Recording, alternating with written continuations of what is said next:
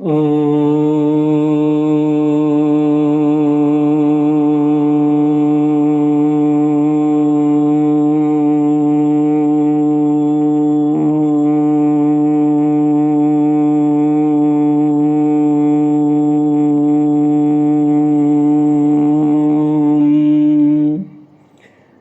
श्री गुरुचरण कमलेभ्यो नमः।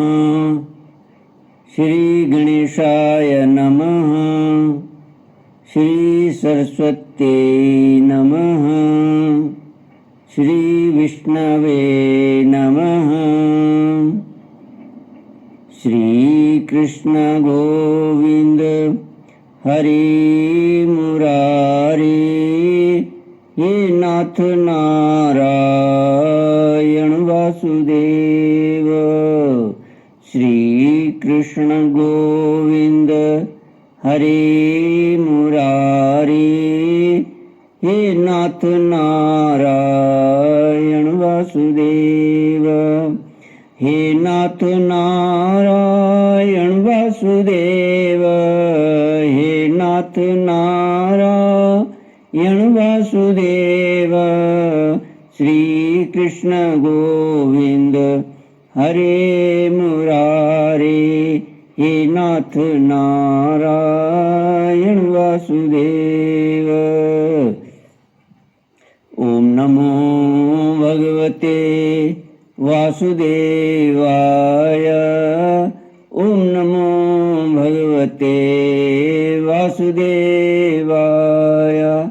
ओम नमो भगवते वासुदेवाय। ओम नमो भगवते वासुदेवाय। ओम नमो भगवते वासुदेवाय। कृष्णाय वासुदेवाय हरये परमात्मने प्रणतक्लेशनाशाय गोविन्दाय नमो नमः। सच्चिदानन्दरूपाय देवकी नन्दनाय च नन्दगोपकुमाराय गोविन्दाय नमो नमः।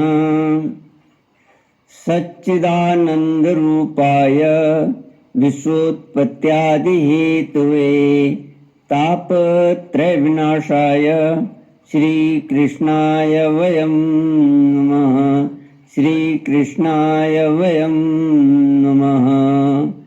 सच्चित आनंद स्वरूप परमात्मा जो सृष्टि की उत्पत्ति, पालन और संहार करता है तथा जीवों के आध्यात्मिक आदि दैविक आदि भौतिक तापों को नष्ट करने वाले हैं, अर्थात जीवों के मानसिक शारीरिक और भौतिक दुखों को दूर करने वाले हैं, उन श्री कृष्ण भगवान को हम नमस्कार करते हैं।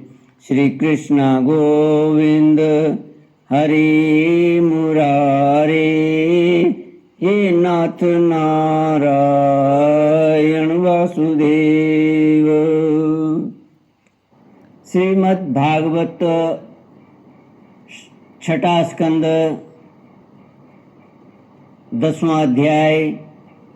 श्री शुक उवाच इंद्रमेवं समादिश्य भगवान् विश्वभावना पश्यतामनिमेषाणां तत्रैवान्तर्दधे हरि तथाभियाचितो देवैः ऋषिराथर्वणो महान् मोदमान उवाचेदं प्रहसन्निव भारत।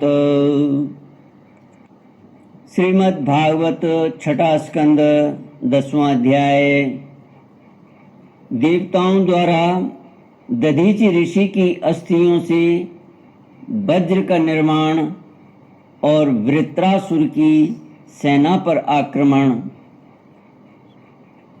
श्री सुखदेव जी कहते हैं, परीक्षित, विश्व के जीवनदाता श्री हरि इंद्र को इस प्रकार आदेश देकर देवताओं के सामने वहीं के वहीं अंतर्धान हो गए। अब देवताओं ने उदार शिरोमणि अथर्ववेदी दधीचि ऋषि के पास जाकर भगवान के आज्ञानुसार याचना की। देवताओं की याचना सुनकर दधीचि ऋषि को बड़ा आनंद हुआ। उन्होंने हंसकर देवताओं से कहा, देवताओं, आप लोगों को संभवतः यह बात नहीं मालूम है कि मरते समय प्राणियों को बड़ा कष्ट होता है। उन्हें जब तक चेत रहता है बड़ी असह्य पीड़ा सहनी पड़ती है और अंत में वे मूर्छित हो जाते हैं। वे जीव जगत में जीवित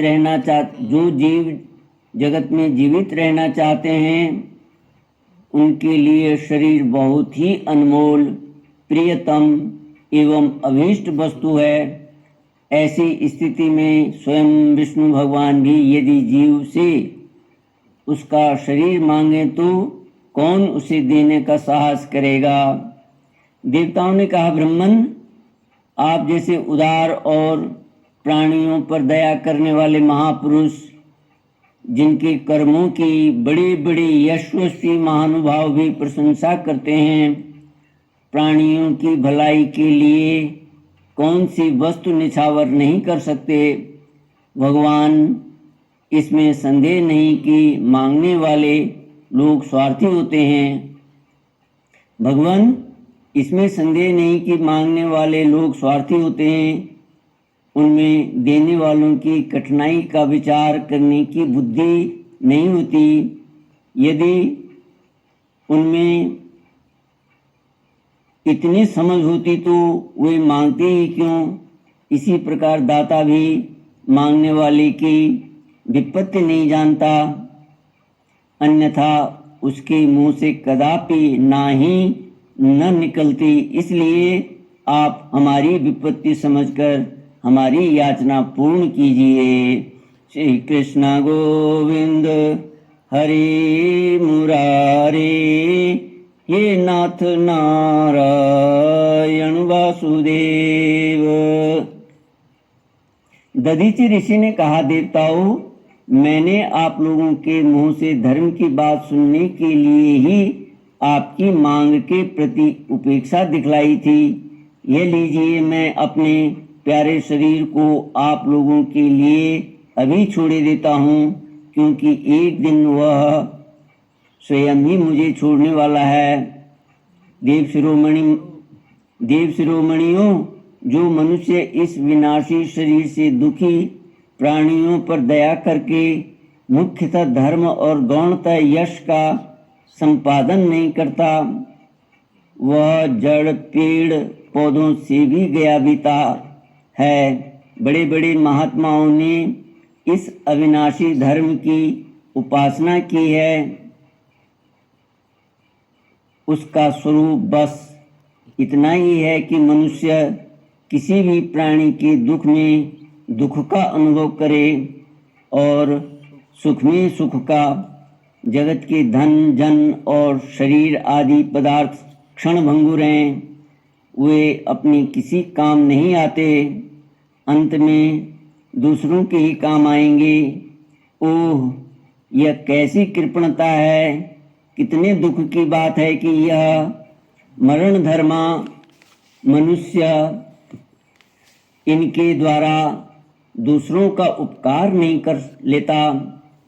श्री सुखदेव जी कहते हैं, परीक्षित, अथर्ववेदी महर्षि दधीचि ने ऐसा निश्चय करके अपने को पर ब्रह्म परमात्मा श्री भगवान में लीन करके अपना स्थूल शरीर त्याग दिया।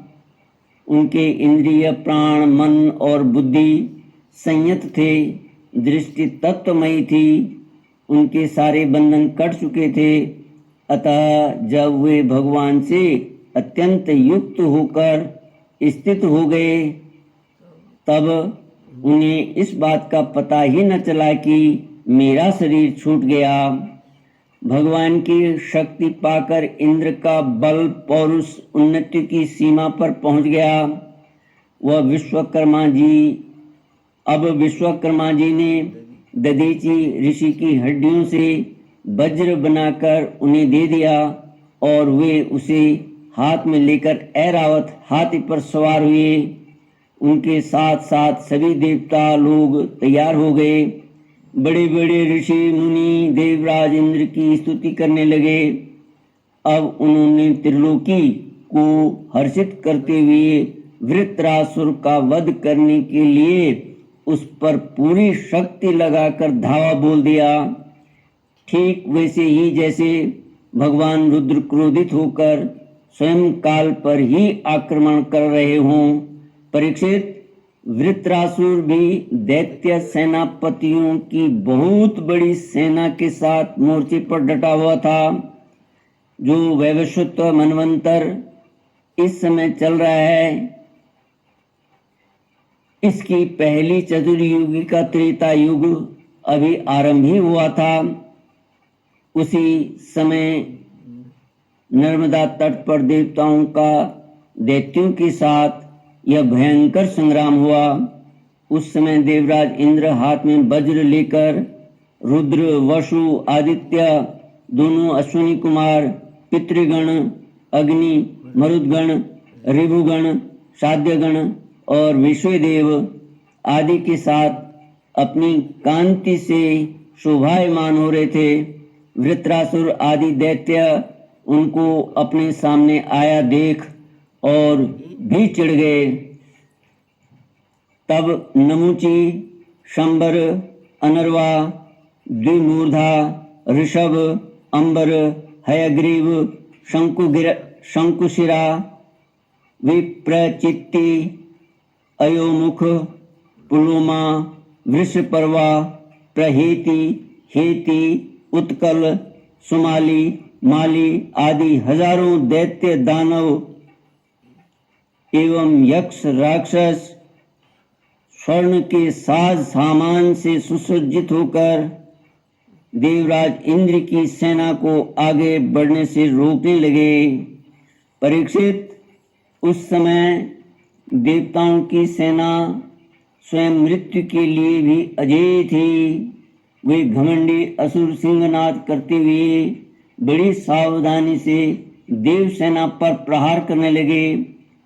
उन लोगों ने गदा, परिघ, बाण, प्रास, मुदगर, तोमर, शूल, फरसे, तलवार, शतघ्नि, तोप, भुषुंडी आदि अस्त्र शस्त्रों की बौछार से देवताओं को सब ओर से ढक दिया। एक बार एक पर एक इतने बाण चारों ओर से आ रहे थे कि उनसे ढक जाने के कारण देवता दिखलाई भी नहीं पड़ते थे। जैसे बादलों से ढक जाने पर आकाश के तारे नहीं दिखाई देते। परीक्षित, वह शस्त्रों और अस्त्रों की वर्षा देव सैनिकों को छू तक न सकी। उन्होंने अपने हस्त लाघव से आकाश में ही उनके हजार हजार टुकड़े कर दिए। जब असुरों के अस्त्र शस्त्र समाप्त हो गए, तब वे देवताओं की सेना पर पर्वतों के शिखर, वृक्ष और पत्थर बरसाने लगे, परंतु देवताओं ने उन्हें पहले की ही भांति काट दिया, पहले की ही भांति काट गिराया। श्री कृष्ण गोविंद हरे मुरारे, हे नाथ नारायण वासुदेव।